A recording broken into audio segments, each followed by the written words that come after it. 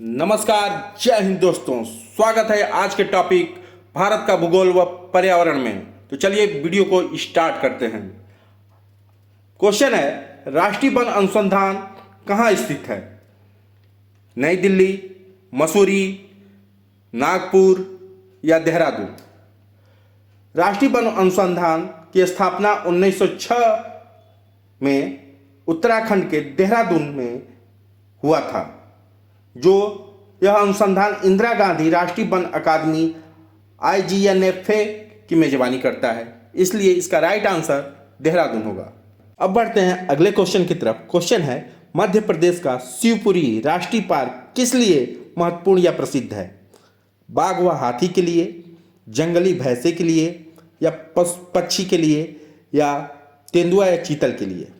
तो आपको बता दें, मध्य प्रदेश का शिवपुरी शहर जो विंध्य पहाड़ियों का हिस्सा है, यह राष्ट्रीय पार्क हिमालयी काला भालू, तेंदुआ, चीतल, जंगली बिल्ली और सीरस बंदर के लिए प्रसिद्ध है। तो इसलिए इसका राइट आंसर तेंदुआ व चीतल होगा।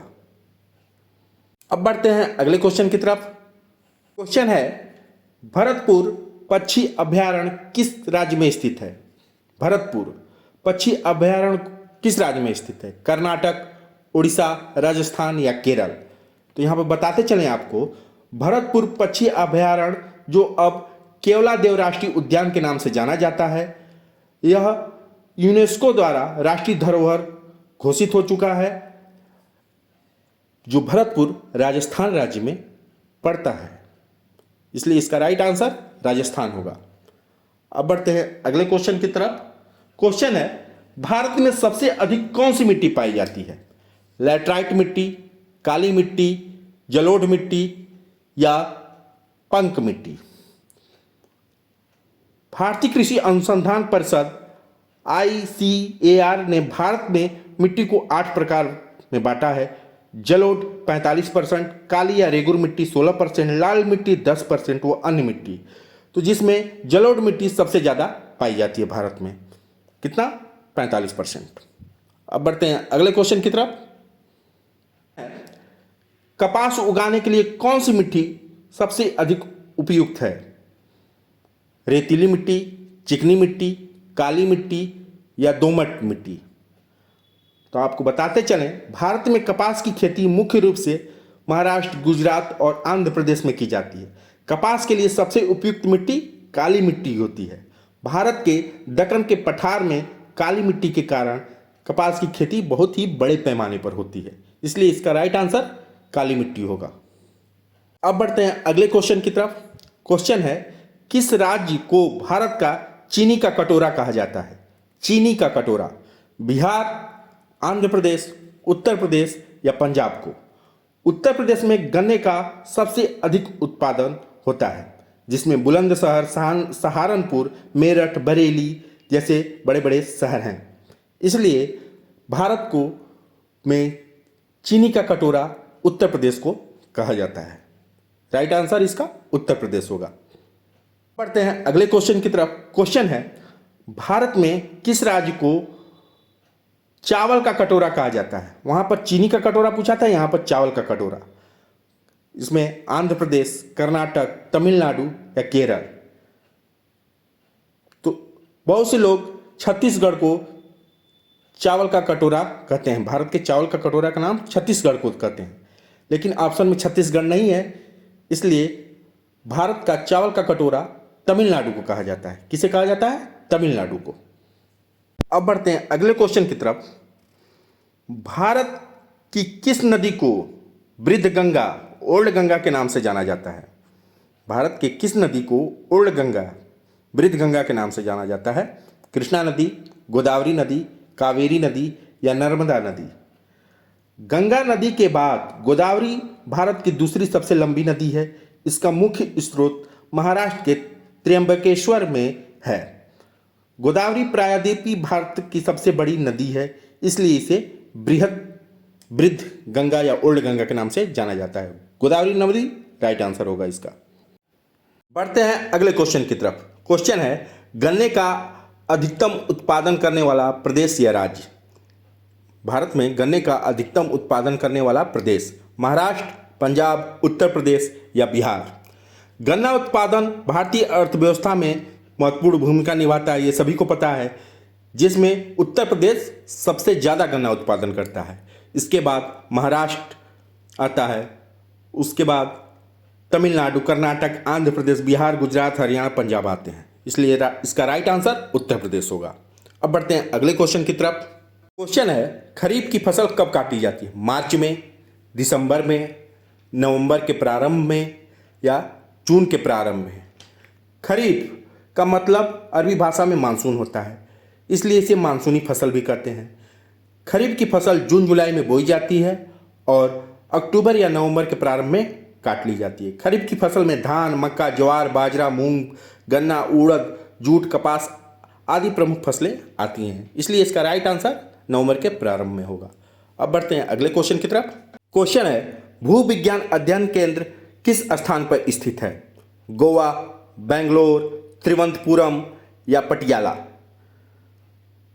भूविज्ञान अध्ययन केंद्र जिसकी स्थापना 1978 में केरल राज्य के त्रिवंतपुरम में हुई थी, इसका राइट आंसर त्रिवंतपुरम होगा।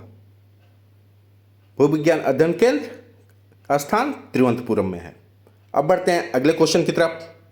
क्वेश्चन है यहाँ पर, यूरेनियम भंडार के लिए प्रसिद्ध स्थान भीमा बेसिन किस राज्य में स्थित है? आंध्र प्रदेश में, कर्नाटक में, तमिलनाडु में या झारखंड में? भीमा बेसिन यूरेनियम भंडार के लिए जिसकी स्थापना 1995 में हुई थी, यह कर्नाटक राज्य में स्थित है। कर्नाटक के भीमा बेसिन में यूरेनियम खोज कब हुई थी? 1995 में। इसका राइट आंसर कर्नाटक होगा। अब बढ़ते हैं अगले क्वेश्चन की तरफ। है, बाघा बॉर्डर किस रेखा के साथ सटी हुई है? Wagah border Durand line, McMahon line, Sir Creek line या Radcliffe line? Wagah border Bharat के अमृतसर और पाकिस्तान के लाहौर के नज़दीक स्थित है। भारत पाकिस्तान सीमा को ही रेड क्लिफ लाइन कहा जाता है। तो बाघा बॉर्डर रेखा रेड क्लिफ लाइन, इसका राइट आंसर होगा। अब बढ़ते हैं अगले क्वेश्चन की तरफ। जम्मू कश्मीर में, क्वेश्चन है, जम्मू कश्मीर में उरी बांध किस नदी पर स्थित है? ब्यास नदी, चिनाब नदी, रावी नदी या झेलम नदी?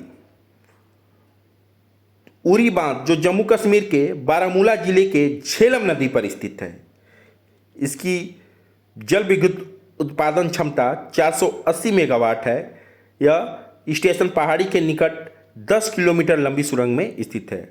जम्मू कश्मीर में उरी बांध झेलम नदी पर स्थित है, इसका राइट आंसर होगा झेलम नदी। क्वेश्चन है, निम्नलिखित में से कौन सी नदी अरब सागर में नहीं गिरती है? नर्मदा नदी, ताप्ती नदी, साबरमती नदी या गोदावरी नदी? यहाँ पर नहीं गिरती है, तो नर्मदा नदी, ताप्ती नदी और साबरमती नदी अरब सागर में गिरती है। बचता यहाँ पर गोदावरी नदी जो बंगाल की खाड़ी में गिरता है, इसका राइट आंसर गोदावरी नदी होगा। अब बढ़ते हैं अगले क्वेश्चन की तरफ। क्वेश्चन है, एशिया की सबसे बड़े खारे पानी की झील किस राज्य में स्थित है? तमिलनाडु, आंध्र प्रदेश, कर्नाटक या उड़ीसा? एशिया की सबसे बड़े खारे पानी की झील, जिसे चिल्का झील भी कहते हैं, जिसका क्षेत्रफल 3560 किलोमीटर है, यह उड़ीसा राज्य में स्थित है। किस राज्य में स्थित है? उड़ीसा राज्य में। एशिया के सबसे बड़े खारे पानी की झील उड़ीसा राज्य में स्थित है, इसका राइट आंसर होगा उड़ीसा। अगला क्वेश्चन है, बेतला राष्ट्रीय उद्यान किस राज्य में स्थित है? पंजाब, झारखंड, हरियाणा या हिमाचल प्रदेश? बेतला राष्ट्रीय उद्यान जो लातेर जिला में स्थित है, यह लातेर जिला कहाँ स्थित है? झारखंड में। यह राष्ट्रीय उद्यान विभिन्न प्रकार के पक्षियों के लिए प्रसिद्ध है, तो इसलिए इसका राइट आंसर झारखंड होगा। बेतला राष्ट्रीय उद्यान झारखंड राज्य में स्थित है। अब बढ़ते हैं अगले क्वेश्चन की तरफ। पेनगंगा नदी की सहायक नदी कौन सी है?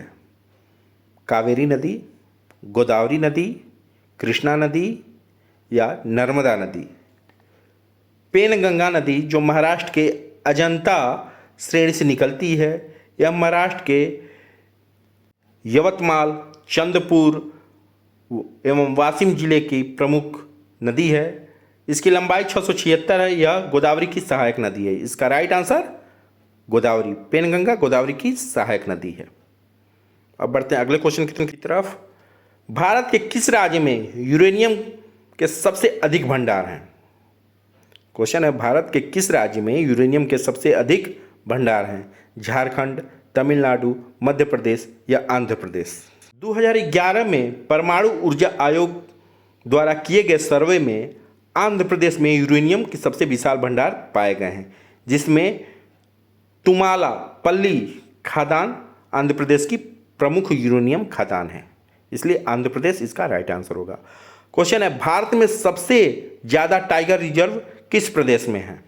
महाराष्ट्र, पश्चिम बंगाल, मध्य प्रदेश या उत्तर प्रदेश? भारत में सबसे ज़्यादा टाइगर रिजर्व किस प्रदेश में है? तो सबसे ज़्यादा वन्य अभयारण्य, जीव अभयारण्य या नेशनल पार्क मध्य प्रदेश में स्थित हैं। अतः भारत में सबसे ज़्यादा टाइगर रिजर्व मध्य प्रदेश में है। वीडियो अच्छा लगा हो तो चैनल को लाइक और सब्सक्राइब करना ना भूलें। नोट्स मंगाने के लिए नीचे दिए गए नंबर पर संपर्क करें। धन्यवाद।